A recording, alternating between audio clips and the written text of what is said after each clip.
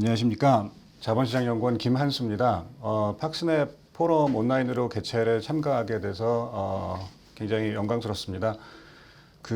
제가 이제 첫 번째 세션을 맡았는데요. 이제 아마도 이제 뒤에 분들이 더 자세한 얘기는 해주실 것으로 예상은 하고 있지만, 일단 전반적인 상황에서 지금 현재 국내 투자자들이 해외 증권, 해외 주식에 투자하고 있는 현황과 어떤 특성들이 있다면 어떤 특성들이 있는지를 간단하게 이제 분석을 한 페이퍼를 발표를 하도록 하겠습니다. 먼저 해외 증권 투자, 증권 투자 추이 및 특징을 말씀을 드리도록 하겠습니다. 다음 슬라이드에서 보시는 것처럼 국내 투자자의 해외 증권 투자라고 함은 이제 직접 투자가 아닌 간접 투자 목적으로 해외 증권에 투자하는 경우를 말하는데요. 2000년대 초반서부터 급격히 확대되기 시작했습니다. 그래서 본격적으로 국내 투자자들이 해외 증권에 투자한 거는 2000년대 들면서 2000년대 초중반서부터 급격히 확대됐다고 보시면 될 것 같고요. 2020년 기준, 지금 말 기준 한국은행 통계인데요. 총 잔액은 약 7천억 달러 정도에 달합니다. 2000년도에 55억 달러에 불과했던 것에 비교하면 굉장히 빠른 성장세를 보이고 있는데요. 이걸 이제 2000년서부터 2020년까지 연 평균 몇 프로 성장을 했는지 한번 계산을 해보면 한 27%, 매년 거의 한 30% 가깝게 성장을 지속적으로 해오고 있다라고 보여집니다. 굉장히 빠른 속도로 증가하고 있는 것으로 보여지고요. 다음에 이제 투자 주체별로 누가 이렇게 어떤 주체들이 해외 증권에 투자를 많이 하느냐 보면은 주도 세력이 조금 바뀌는 게 보여지는데요. 2000년대 중반 이후로 본다면은 공기금, 공공 부분이라고 한국은행에서는 통계에서는 공식 명칭 그렇게 하고 있는데, 이게 실제적으로는 국내 연기금들 얘기하는 부분입니다. 연기금들하고 이제 그 증권사나 비은행 금융기관들이 이제 주도하고 있는 것으로 보여지는데요. 투자 주체를 조금 보시면은 2000년대 중반에는 기억하시겠지만 해외 펀드 붐이 있었습니다. 그래서 2000년대 글로벌 금융 위기 직전까지 2005, 6, 7 막 급증하던 시점이 있었는데, 이 시점에는 해외 펀드 붐이 나타나면서 비은행 금융기관이 급격적으로 자산이 확대되면서 증가하였고, 그 다음에 이제 글로벌 금융 위기 당시 이제 급락했던 경험이 있고요. 그 이후부터는 연기금들이 해외 증권 투자가 빠르게 확대됐습니다. 아시는 것처럼 국민연금의 이제 자산이 크게 증가하면서 국내 주식이 이제만으로는 포트fol리오를 담기에는 좀 어려운 측면이 있기 때문에 해외 증권 투자를 전략적으로 확대하기 시작을 했고요. 이렇기 때문에 2011년, 12년, 13년 동안에는 굉장히 빠른 속도로 연기금 위주로 확대되는 것으로 보여지고요. 또한 최근 같은 경우에는 개인들의 해외 주식 투자가 빠르게 확대되고 있습니다. 요즘 뉴스에도 많이 나오는 것으로 알고 있는데, 이게 이제 코로나 시점 이후서부터 특히 빠르게 확대되고 있습니다. 그래서 이렇게 투자 주체가 조금 주도하는 세력이 변화하는 모습을 보실 수가 있습니다. 연기금하고 이제 비은행 금융기관, 이제 공공 부문하고 이제 금융기관들, 은행을 제외한 금융기관들의 비중을 보면은 2020년 말 기준 약 84% 정도니까 대부분의 국내 투자자의 해외 증권 투자는 사실상 큰 기관들을 위주로 진행되고 있는 것은 여전히 맞지만, 개인들의 해외 주식 투자도 굉장히 빠르게 증가하고 있다라고 보시면 될 것 같습니다. 다음에는 우리나라의 이러한 해외 증권 투자 확대 추세가 전 세계적으로 봤을 때는 어느 정도 수준에 있는지를 제가 예전에 한번 정리하였던 IMF에서 나오는 그 주요국 120여 개국의 데이터들을 총 동틀어서 봤더니 굉장히 빠른 속도입니다. 아래 그래프 보시면은 G7 국가를 비교해서도 저희가 높은 수준이고요.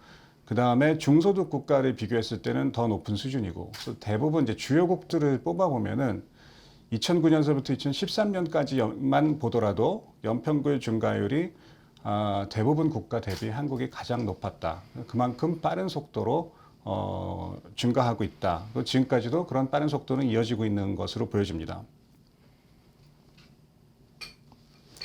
다음에는 이제 자산 군별로 한번 보여드릴 텐데요. 해외 주식하고 해외 채권으로 나눠서 본다면은 지금 현재는 해외 주식 투자 잔액이 해외 채권 잔액을 크게 상회합니다. 65%가 해외 주식 투자고 35% 정도가 이제 해외 채권 잔액인데요. 이러한 추세는 2006년 정도 이후서부터 나타나고 있습니다. 이전까지는 해외 투자라 하면 기관들의 해외 채권을 투자하는 것들이 대부분이었는데 그 이후서부터는 주식으로 좀 넘어가기 시작한 게 이미 2000년대 중반서부터 시작되고 있다라고 보여지고요. 그 다음에 이제 해외 주식 투자는 여전히 연기금 등 기관 투자자가 주도를 하고 있습니다.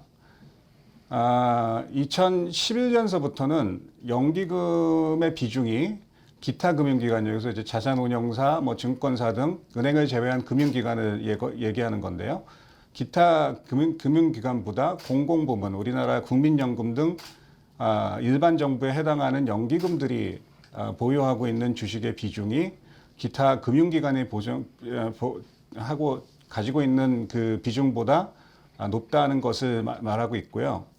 국민연금만 보더라도 지금 현재 해외 주식 보유 잔액이 국내 주식 보유 잔액을 초과하고 있을 정도로 해외 주식 투자에 대한 그 일반 정부 부문, 공공 부문의 그 집중도가 점점 더 높아지고 있다라고 보여집니다. 반면에 이제 해외 채권 투자는 최근 같은 경우에는 이제 보험사 등 위주로 비은행 금융기관이 주도를 하고 있고요. 아래 그래프에서 보시는 것처럼 2020년 말 기준 약 71%가 비은행 금융기관이 가지고 있는 비중으로 나타나고 있기 때문에 채권은 금융기관이 주도를 하고 있지만 주식은 2000년대 중반 이후에 아직 현재까지는 공공 부분이 가지고 있는 비중이 굉장히 크다라는 걸 보실 수가 있겠습니다.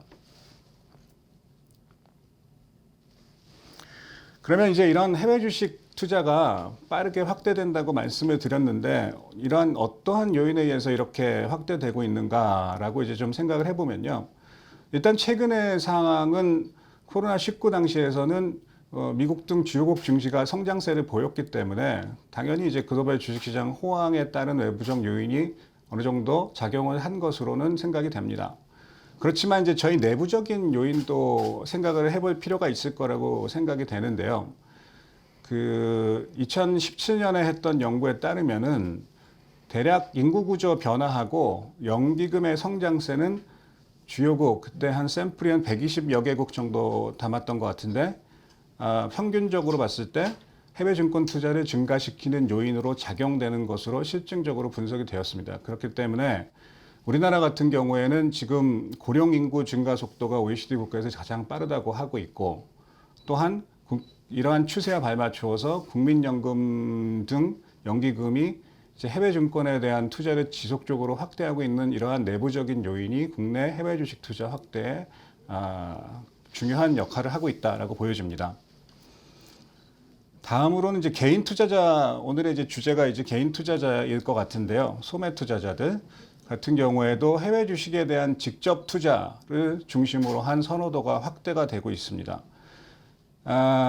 뭐 여러 가지 요인이 있을 거라고 생각이 되는데 일단은 접근성이 뛰어난 편입니다. 우리나라 같은 경우에는 국내 증권사를 통해서 해외 주식을 취득할 때 드는 비용이 상대적으로 저렴하고 또 지금 현재 뭐 거의 한 40개국까지 직접 투자하는데 큰 무리가 없이 진행이 되기 때문에 이러한 접근성이 우수하다는 측면에서 선호도가 확대되고 있다라는 요인을 한번 볼 수 있을 것 같고요.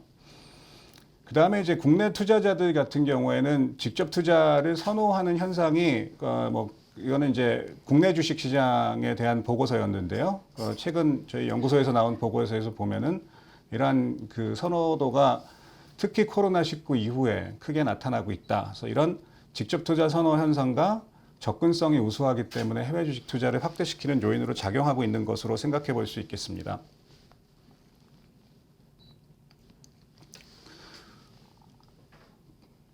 이제 그 대형 기관하고 그 일반 투자자는 뭐 일반 법인 및 개인을 포함해서 국내 증권사를 통해서 외화 증권을 취득하는 투자자를 얘기합니다. 그래서 대개 이제 소매 고객이라고 보시면 될 것 같고요.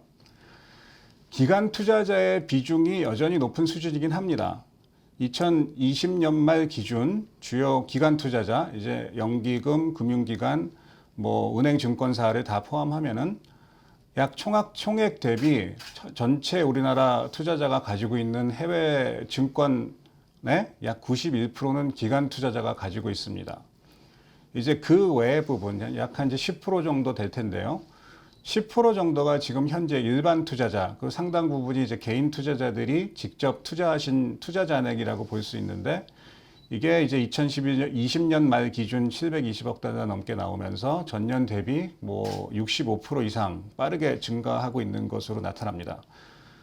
그래서 기관 투자의 비중이 여전히 높긴 하지만 최근에 일반 투자자, 소매 투자자의 해외 증권 확대 추세가 매우 빠르게 진행되고 있다는 게 최근에 이제 특징적인 측면으로 보여집니다.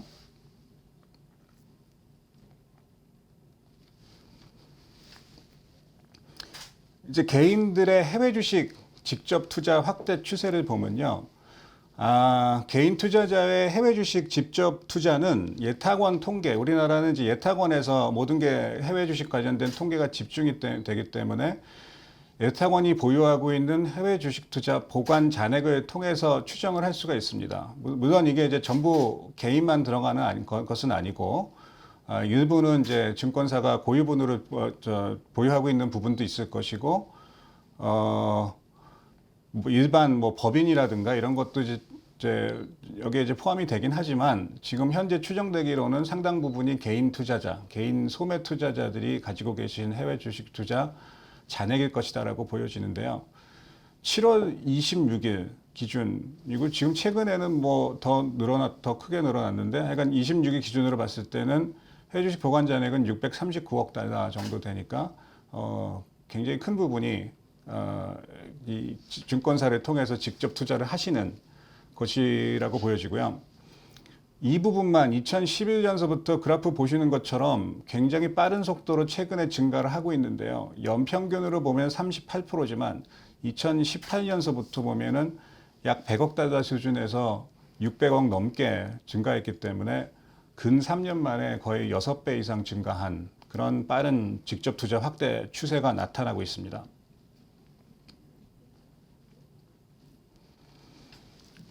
이제 대략적인 해외 증권 투자 관련된 그 추이를 설명을 드렸고요. 또 특징적으로 이제 개인 투자자들이 직접 투자가 많이 늘어나고 있다는 것들을 좀 살짝 보여드렸고, 두 번째 이제 편향도 측면에서 우리나라의 국내 투자자의 해외 증권 투자를 어떻게 봐야 될 것인가를 한번 분석을 해봤습니다.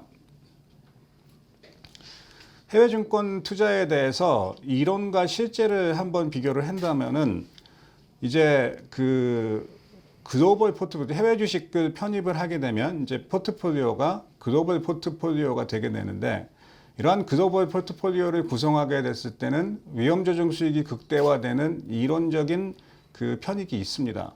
이거는 벌써 1974년도에 나왔던 페이퍼에서 간략 글로벌 증권시장 대비 각국 시장 비중, 마켓캡 비중을 동일하게 포트폴리오 비중으로 부여했을 때 포트폴리오 수익이 극대화될 수 있다는 이론적인 그런 그 분석들이 이미 존재하고 있고요.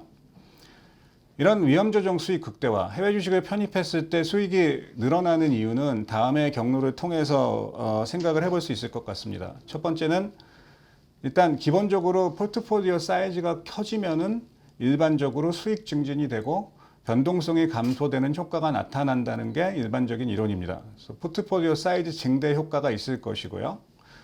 이제 두 번째하고 세 번째는 위험 분산의 효과가 해외 주식을 편입하게 되면 나타나게 되는데, 첫 번째는 이제 지정학적 위험을 공유할 수 있다. 그러니까 우리나라 고유의 위험을 포트폴리오를 글로벌리 확대함으로써 분산시킬 수 있는 그런 기회가 존재한다. 또한 주식시장 간에도 위험을 공유를 할 수 있는데요. 주식시장 간 수익률 간 상관관계를 보면 일반적으로 낮은 수준으로 나타납니다. 결국에는 각 국가별로 비즈니스 사이클 주기라든가 산업 구조가 상이하기 때문에 실질적으로는 교차 확대시켜서 해외 주식을 보유함으로써 위험을 분산시킬 수 있는 기회가 존재한다라는 것이죠. 그래서 이러한 세 가지 정도의 경로를 통해서 글로벌 포트폴리오를 구성하는 경우에 위험 조정의 수익의 극대화가 가능할 것이라고 뭐 많은 이론에서는 이러한 것들을 주장을 하고 있습니다. 그럼에도 불구하고 실제로는 우리나라를 포함해서 대부분 모든 나라들의 해외 증권 투자 수준은 이론의 예측과는 달리 낮은 수준으로 나타나고 있습니다. 소위 모국 투자 편향이라고 홈 바이어스라고 많이 부르는데요. 이론과 실제 해외 증권 투자와의 괴리는 프렌치 포토바 1991년 논문에서 이미 지적을 했고요. 이게 지금 이제 국제 금융시장의 주요 퍼즐, 6대 퍼즐 그러면 이제 하나로 들어갈 정도로 이 현상에 대해서는 많이 관찰이 되고 있고, 뭐 우리나라를 비롯해서 다른 나라도 이런 편향이 개선이 되곤 있지만 여전히 이론의 예측에 대비했을 때는 국내 투자자의 해외 증권 투자 수준은 낮은 수준이다라고 보시면 될 것 같습니다. 그래서 이익이 존재하지만 실제로는 대부분 나라에서 이론적인 수준보다는 낮은 수준으로 해외 자산을 보유하고 있다라고 이제 보시면 될 것 같습니다. 이러한 측면에서 해외 주식 투자 편향을 한번 분석을 해볼 수가 있겠는데요. 그러니까 이제 이론적인 최적지와 실제 투자한 비중을 비교를 해서 저 같은 경우는 지금 0하고 1 사이에 그 지수로 만들어서 한번 볼 수가 있는데요. 이제 두 가지 편향으로 나누어서 봅니다. 모국 투자 편향이라 하면 그러니까 전반적인 그 나라 투자자의 자국 주식에 대한 편향도, 즉 해외 주식을 얼만큼 적게 보유하고 있나 이런 대비 이제 그런 괴리를 보여주고 있고요. 해외 투자 편향은 각 지역별로 최적치가 있을 텐데요. 그 각 지역별 이론적인 최적치 대비 실제 해당 지역의 주식을 보유하고 있는 비중 간의 어떠한 차이점. 그래서 이거는 최대 편향이 있을 그면 마이너스 1에서 1로 과소 투자할 수도 있고 또 반대로 과대 투자하는 경우도 있을 수 있기 때문에 이런 식으로 추정을 해볼 수가 있습니다. 먼저 국내 투자자의 모국 투자 편향, 홈 바이어스라고 부르는 모국 투자 편향을 보시면은 일단 뭐 국내 투자자의 해외 증권 투자가 큰 폭으로 늘어나고 있기 때문에 빠르게 늘어나고 있기 때문에 모국 투자 편향 또한 감소 추세를 보이고는 있습니다. 그 오렌지색 라인에서 보시는 것처럼 2000년서부터 2018년까지 그린다면 거의 1에 가깝던 수준에서 0.7과 8, 0.8 사이 정도로 떨어졌습니다. 그래서 모국 투자 편향이 감소해서 이론과의 괴리는 어느 정도 줄어들고 있지만 밑에 이제 표에 보시면은 주요 선진국하고 한번 비교를 해봤습니다. 그러면은 대부분 선진국은 우리나라보다 굉장히 낮은 모국 투자 편향을 보이고 있고요. 선진국 중에서는 미국이 조금 높은 수준으로 나오는데 미국 같은 경우에는 그 자국 주식시장에 상장된 외국 기업이 상당히 많이 있기 때문에 사실 국내 투자라 하더라도 상당 부분 해외 주식에 투자하는 실질적으로는 해외 기업에 투자하고 있는 경우까지 감안을 한다면 사실상 미국의 모국 투자 편향은 이거보다 훨씬 낮을 것이고 대부분의 유럽 국가들은 모국 투자 편향이 굉장히 낮은 수준으로 나타나고요. 다만 이제 일본 같은 경우에는 우리나라와 더불어서 모국 투자에 대한 편향이 여전히 높은 수준이다라고 이제 보여줍니다. 하지만 이 주요국 대비로 봤을 때 우리나라 투자자의 모국 투자 편향은 가장 낮은 수준에 해당한다. 그러니까 뭐 해외 증권 투자라는 건 어느 정도 경제 규모가 되는 선진국들이 주로 하는 거기 때문에 뭐 신흥국을 크게 비교할 필요는 없겠지만 뭐 신흥국보다는 당연히 낫겠지만 주요국들, 주요 그 미들 인컴 이상 국가를 비교했을 때도 한국의 모국 투자 편향은 높은 수준이다라고 보여집니다. 다음에는 이제 지역별 해외 투자 편향은 이제 지역별로 어느 정도 투자하고 있는지를 한번 비교해 봤는데요. 이게 저는 이제 2018년까지 봤는데 그 2018년에도 예전 대비 그 미국 투자가 대미국 주식 투자가 많이 확대되면서 미국 투자가 일부 축소됐지만 여전히 편향도 수준에서 본다면 1에 가까운 높은 수준이라고 보여집니다. 또한 이제 특이하게도 2008년 같은 경우에는 국내 투자자들이 중국에 대한 투자가 크게 확대되면서 중국이 투자 편익이 낮은 것으로, 근데 이런 과의 차이가 적고 우리나라 투자자들이 중국에 많이 투자하는 것도 나타났지만 최근에 이제 그런 것들이 바뀌고 미국 투자를 좀 많이 옮겨가면서 중국에 대한 투자 편향은 역시 큰 것도 나타나고요. 다만 이제 상위 10개, 2018년 기준 상위 10개, 10개 국가만 제가 이제 제시를 했는데요. 이 중에서 투자 편향이 거의 없이 적게 나타나는 경우는 이제 베트남만 우리나라 주식 투자자들은 투자 편향이 거의 존재하지 않는 것으로 나타나는데요. 일단은 이제 베트남 시장의 경제 규모가 작고 주식시장 비중도 글로벌 비중이 적기 때문에 그거에 비교해서 우리나라 투자자들이 많이 투자하고 있다라고 좀 생각해 볼 수 있겠고요.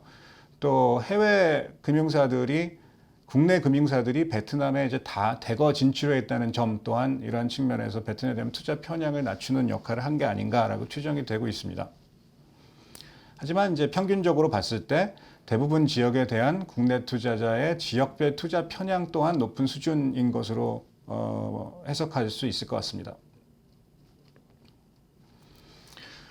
개인 투자자만 본다면 그 최근은 미국 주식 보유 비중이 크게 확대되는 모습입니다. 2020년 말 기준 미국 주식 보유 잔액은 총 잔액 대비 약 75% 수준이고요. 이는 2019년에 비교했을 때 52% 정도에서 75% 정도로 확대됐다라고 보여지고 미국을 포함해서 상위 5개국에 대한 투자 대상국 비중도 뭐 미국 비중이 늘었으니까 그런 부분도 있겠지만 2020년 기준 약 93%가 5개 국가에 집중을 해서 투자를 하고 있습니다. 그래서 이것도 이전 시점 2016에서 2019년 동안 80% 중반대였던 거를 비교하면은 집중도가 좀 높아지고 있는 것으로 보여집니다.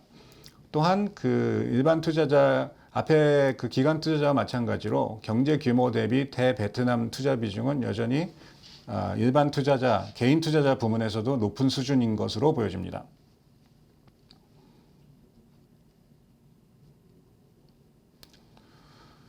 마지막으로는 그 해외 주식을 왜 이렇게 많이 직접 투자 형식으로 확대되고 있는가를 한번 살펴봤는데요. 어떠한 측면에서 직접 투자에 대한 접근성이 좀 뛰어난 것으로 보여지는데 이러한 부분을 한번 좀 살펴보았습니다.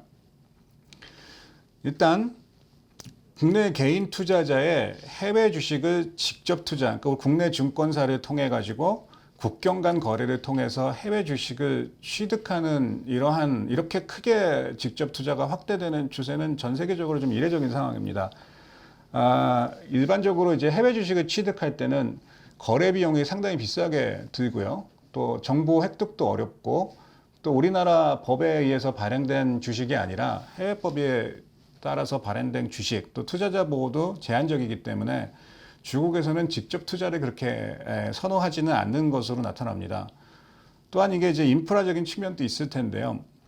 뭐 미국을 포함한 주요 선진국의 경우에는 외국 기업이 자국 주식 시장에 상장을 하고 있거든요. 그렇기 때문에 실제로는 뭐 삼성전자 투자하러 국내로 들어올 필요는 사실상 뭐 적은 편이죠. 직접 한다 하더라도 국내 거래소에 상장되어 있는 외국 기업에 투자를 하던가 또한 그 주식 예탁 증서 DR 같은 게 미국 시장 같은 경우에는 거의 뭐 한 400개 기업이 400개 해외 기업이 ADR을 발행하고 있습니다. 그래서 이런 것들에 투자하면 되기 때문에 사실 굳이 해외 주식을 국경 간으로 직접 투자할 필요성은 좀 적다라고 보여지고요. 뭐 그렇지만 조사해 본 바에 따르면은 해외의 경우에도 일부 증권사라든가 또 최근에는 뭐 소형 핀테크 회사들이 이런 그 해외 주식을 직접 투자하는 이러한 거래를 지원을 하고 있다고는 합니다. 하지만 역시 비용이 좀 비싼 편이고 투자할 수 있는 국가도 제한적이어서 활용도는 여전히 미미한 것으로 나타나고 있습니다. 그래서 이게 우리나라의 굉장히 이례적인 상황이다라고 이제 보여지고요. 이러한 그 직접 투자 확대 추세에 대한 요인으로는 우리나라 투자자의 성향, 코로나19 국면 시점에서 개인 투자자들이 주식 시장 참여가 확대됐고 직접 투자를 선호하고 있다라는 게 이제 일반적으로 이제 나타나고 있는 특징으로 이제 보여지고요. 그러면 이제 글로벌 증시가 상대적으로 호황이었다는 것도 해외 주식 투자 관심을 확대하는 요인으로 작용을 했을 거고요. 그 다음에 인프라 측면에서 접근성과 저비용 구조를 한번 생각해 볼 수 있을 것이라고 생각이 됩니다.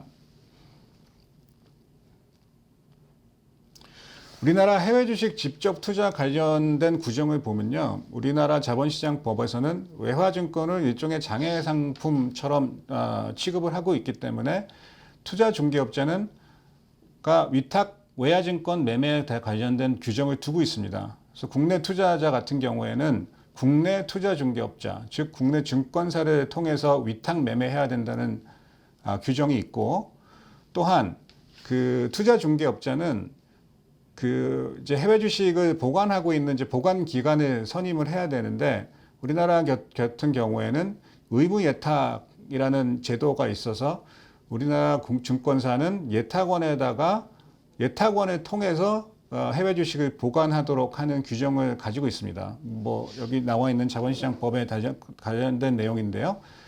이제 겸용금융투자업자는 제외하기 때문에 증권사가 이제 투자자가 취득한 해외 증권을 취급하고 있는 증권사는 이러한 의무 예탁, 집중 예탁 관련 규정에 따라서 예탁원을 통해서 해외 주식을 보관을 하고 있습니다.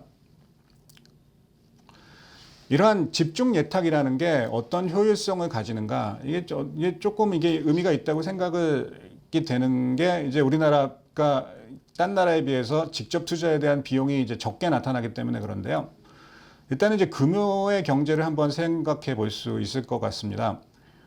집중적으로 예탁을 하게 되면 예탁원 이름으로 이제 주식을 해외에 보관을 하게 되는데, 해외 보관기관을 선임할 때도 얼마만큼 자산을 보관할 것이냐에 따라서 수수료를 차별해서 적용을 받습니다. 이게 해외 주식과 관련된 예탁 관련된 업무가 굉장히 이제 좀 품이 많이 가는 작업이라고 하더라고요. 그래서 이런 것들은 심지어는 이제 대규모 이제 대형 외국 수탁은행, 뭐 보관기관들은 뭐 조그만 회사들은 받아주지도 않는다 그러는데, 이런 것들을 우리나라는 예탁원이라는 기관을 통해서 집중적으로 예탁을 하기 때문에 상대적으로 낮은 수수료를 부과받으면서 예탁을 할 수 있는 그런 것들을 볼 수 있겠습니다. 특히 그 예탁원의 외화증권 결액 계좌는 개인 투자 비중이 높다고 말씀을 드렸는데요. 개인 투자자의 특성상 딴 기관들, 대형 기관들에 비해서 결제 건수가 높습니다. 결제 건수가 높다는 것은 보관기관 입장에서는 결제 건마다 이제 수수료를 받기 때문에 수수료 협상할 때 유리한 측면으로 작용할 수가 있을 것으로 보여집니다. 그렇기 때문에 이런 측면에서 수수료 인하 요인이 작용을 한다. 그래서 규모의 경제에 따른 비용 절감 효과가 나타나고 있다. 또한 리스크 절감 효과도 한번 생각해 볼 수 있을 것 같은데요. 공적 기관은 이제 예탁원이라는 공공기관을 통해서 외화증권 집중 예탁을 하게 되면 아무래도 대형 기관 위주로 선택을 하게 될 측면이 있고요. 아까 말씀드린 것처럼 규모가 작은 증권사가 사실상 그 대형 외국 보건기관을 선정하기는 쉽지가 않습니다. 그렇다 보면 아무래도 거래상대방의 신용도나 전문성보다는 수수료 경제성에 따라서 소형사를 선호할 가능성이 개연성이 좀 있는데, 우리나라 같은 경우에는 예탁원을 지정하고 있기 때문에 이를 통해서 대형 기관을 선임하고 있어서 리스크 절감 효과가 있을 것이다라고 보여지고요.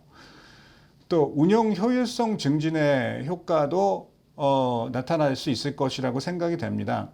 예탁원 같은 경우에는 실제로 그 몇 군데 외국 보관 기관하고는 전담 인원들의 배치를 요구를 해서 배정받고 있는 상황이라고 하고요.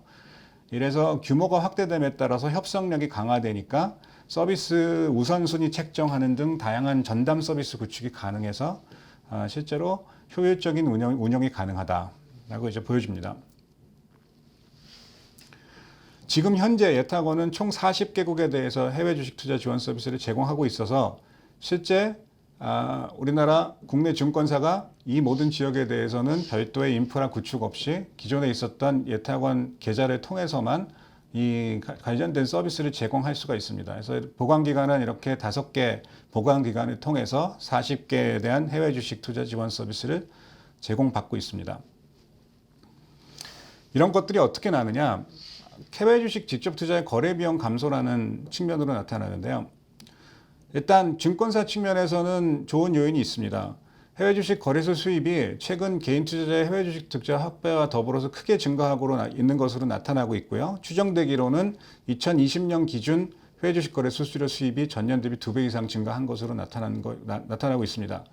특히 우리나라 같은 경우에는 예탁원이 집중 예탁을 하기 때문에 대형 증권사 말고도 소형 증권사도 동일한 조건의 해외 증권 서비스를 제공할 수가 있습니다. 즉 국내 증권사의 예탁 계좌 개설에 대한 제한이 없기 때문에 예탁자의 예탁 규모라든가 결제 건수 이런 거에 차별 없이 동일한 수수료를 부과받고 있어서 현재 2020년 기준으로 봤을 때는 해외 주식 투자 서비스를 제공 중인 국내 증권사가 23개사나 되는 것으로 나타나고 있습니다. 그래서 이게 해외 대비 접근성을 확대시키는 주요 요인 중에 하나라고 좀 나타나고 있고요.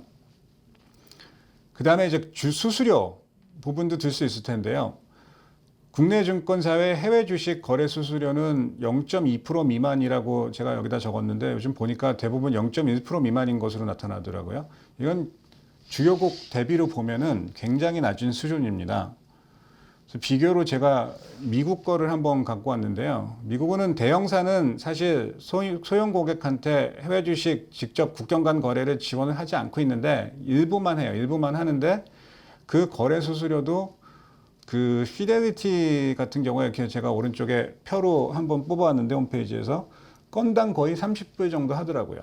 건당 수수료가 20에서 30달러 수준 정도 되고 그것도 미국 예탁 결제 기관인 DTC하고 연계된 해외 주식에 한한 것이고 연계되지 않은 해외 예탁 기관과 관련된 주식 거래에 대해서는 추가적으로 50달러를 내야 됩니다. 그렇기 때문에 사실상 소매 투자자들이 개인 투자자들이 소규모 금액을 가지고 해외 주식을 직접 사는 데는 좀 무리가 있다.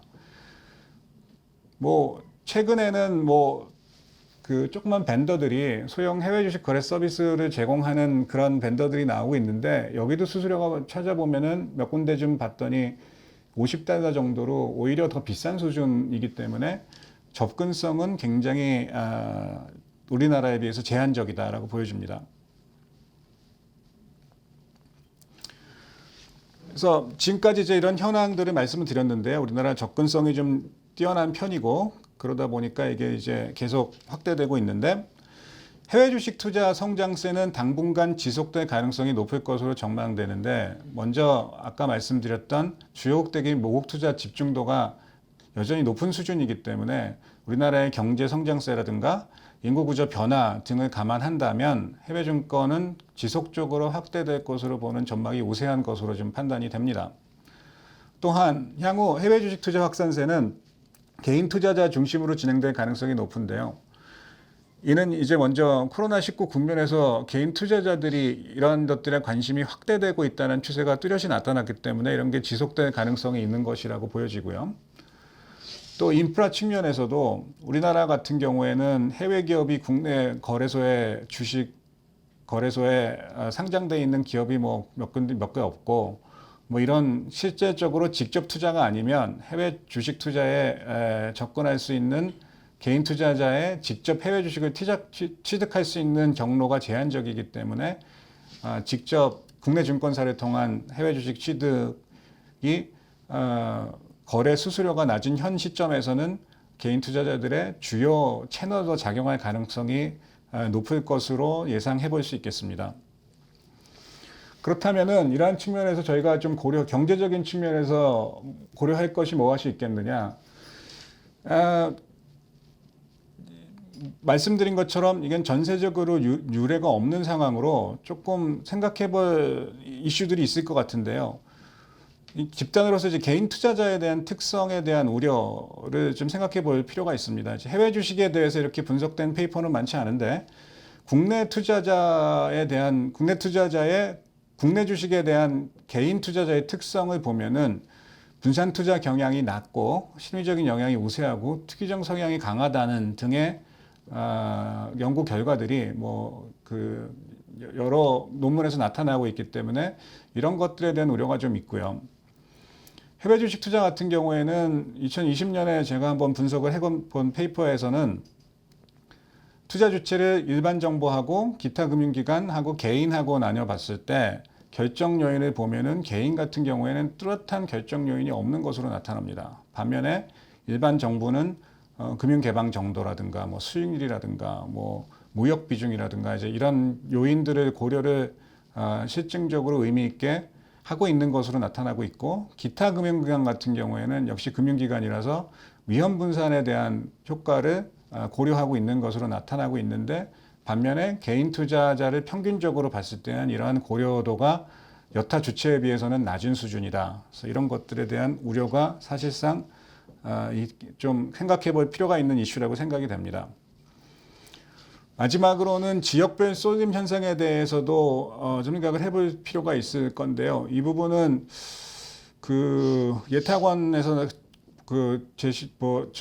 발표하고 있는 그 집중 예탁 보관 현황을 보면은 예전에는 굉장히 주식 중국에 대한 투자 편향이 높았다가 현재는 이제 미국에 대한 투자 편향이 나타나고 있는데, 실제로도 여타 주체들과 편향도를 비교를 해보면 개인 투자자가 여타 연기금이나 기타 금융기관에 비해서 편향도가 좀 높은 수준으로 나타나고 있기 때문에, 역시 개인 투자자의 경우에는 뭐 지역별이라든가 또 최근에는 소수 종목에 대해서도 쏠림 현상이 나타나고 있는데, 이런 것들에 대한 좀 우려를